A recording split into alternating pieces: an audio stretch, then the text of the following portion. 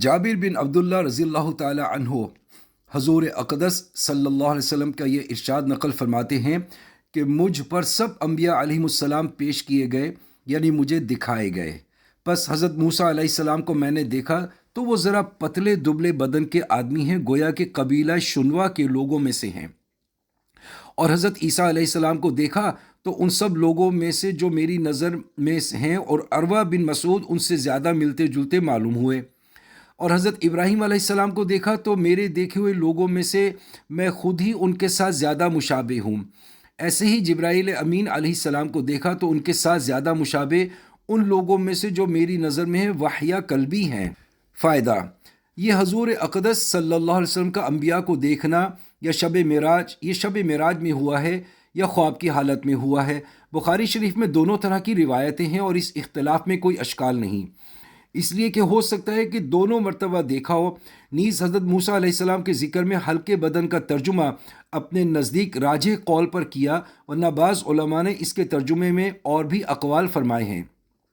ان تین انبیاء کا ذکر اس لیے فرمایا کہ حضرت موسیٰ اور حضرت عیسیٰ علیہ السلام بنی اسرائیل کے انبیاء میں سے تھے، اور حضرت ابراہیم علیہ السلام علاوہ ازیں کہ حضور اقدس صلی اللہ علیہ وسلم کے اجداد میں تھے، جملہ عرب ان کو مانتے تھے۔ سعید جریری کہتے ہیں کہ میں نے ابو الطفیل رضی اللہ تعالی عنہ کو یہ کہتے ہوئے سنا کہ حضور اقدس صلی اللہ علیہ وسلم کو دیکھنے والوں میں اب روئے زمین پر میرے سوا کوئی نہیں رہا۔ میں نے ان سے کہا کہ مجھے حضور صلی اللہ علیہ وسلم کا کچھ حلیہ بیان کیجیے۔ انہوں نے فرمایا، حضور صلی اللہ علیہ وسلم سفید رنگ تھے، ملاحت کے ساتھ، یعنی سرخی مائل اور معتدل جسم والے تھے۔ فائدہ: ابو الطفیل رضی اللہ تعالی عنہ نے صحابہ میں سب سے اخیر میں وفات پائی۔ ان کی وفات 110 ہجری میں ہوئی ہے۔ اس بنا پر انہوں نے کہا کہ اب میرے سوا کوئی دیکھنے والا نہیں رہا۔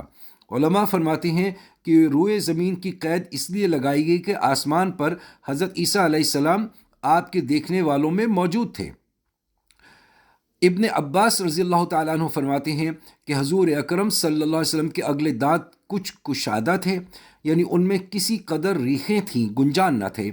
جب حضور اقدس صلی اللہ علیہ وسلم تکلم فرماتے تو ایک نور سا ظاہر ہوتا جو دانتوں کے درمیان سے نکلتا تھا۔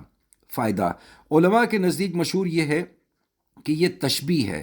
حضور اقدس صلی اللہ علیہ وسلم کے کلام کو جو دانتوں کے درمیان سے نکلتا تھا اس کو نور کے ساتھ تشبیہ دی ہے، لیکن علامہ مناوی کی رائے یہ ہے کہ کوئی حسی چیز تھی، تشبیہ نہیں، جو بطور معجزہ کے حضور اقدس صلی اللہ علیہ وسلم کے دانتوں کے درمیان سے نکلتی تھیں۔ حیا سے سر جھکا لینا، ادا سے مسکرا دینا، حسینوں کو بھی کتنا سہل ہے بجلی گرا دینا۔ الغرض حلیہ مبارک میں ہر چیز کمال حسن کو پہنچی ہوئی تھی۔ فارسی کے ایک شعر کا ترجمہ ہے کہ یعنی جیسے آپ جمال معنوی میں منتہا پر تھے، ایسے ہی جمال ظاہری میں بھی انتہا پر تھے۔ اللہم صلی علی سیدنا محمد و آلہ بقدر حسنہ و جمالہ۔